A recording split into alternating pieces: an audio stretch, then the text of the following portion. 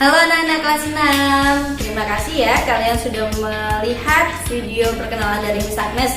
Nah, sekarang anak-anak tiba waktunya kita untuk masuk ke dalam materi. Materi apa ya kira-kira kita hari ini? Oke, siapa yang sudah lihat Bu Bena di rumah? Oke, bagus. Nah, materi kita pada hari ini adalah tentang teks laporan hasil pengamatan. Nah, anak-anak, apa saja sih yang akan kita bahas? Yuk, perhatikan setelah ini.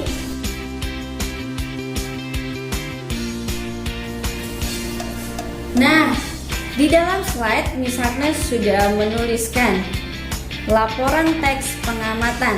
Nah, sekarang mau kita bahas ya. Laporan teks pengamatan adalah teks yang berisi informasi berdasarkan pengamatan yang sudah dilakukan.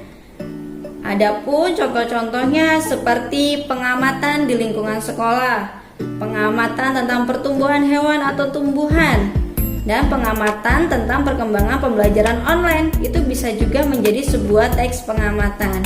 Nah, anak-anak, contoh dari laporan teks pengamatan sudah Miss Agnes berikan, tidak hanya itu ya, dan masih banyak lagi contoh-contoh yang lainnya tentang laporan teks pengamatan. Nah, kita lanjut ke slide berikutnya. Nah, di sini adalah isi teks laporan hasil pengamatan secara umum. Di situ ada 3, misalnya sudah tuliskan. Yang pertama adalah informasi umum, yaitu informasi yang disajikan secara menyeluruh.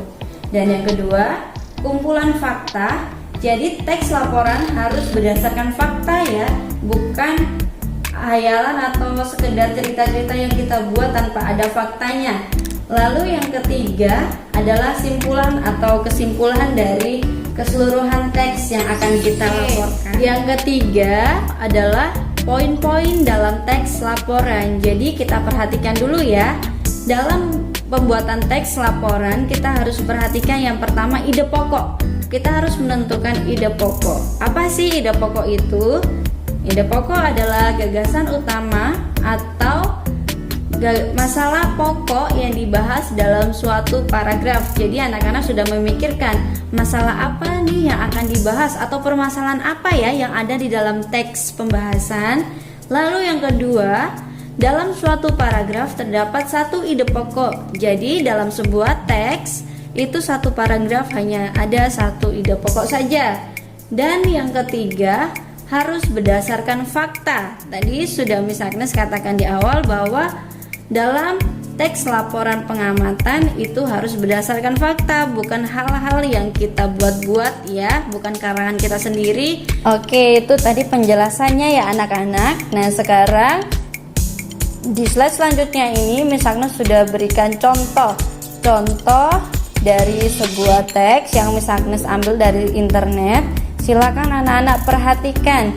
Di situ ada contoh mencari ide pokok dalam paragraf. Anak-anak pasti sudah bisa ya mencari ide pokok dalam sebuah paragraf. Tapi di dalam contoh ini Miss Agnes sudah berikan contoh serta ide pokoknya.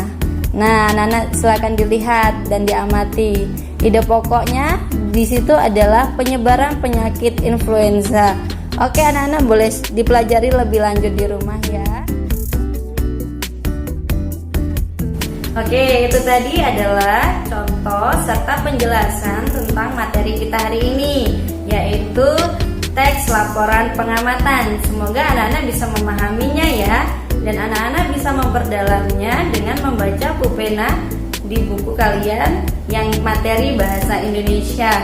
Oke anak-anak, dalam materi ini Miss Agnes memberikan tugas kepada kalian, yaitu tugasnya boleh dilihat di akhir video ini.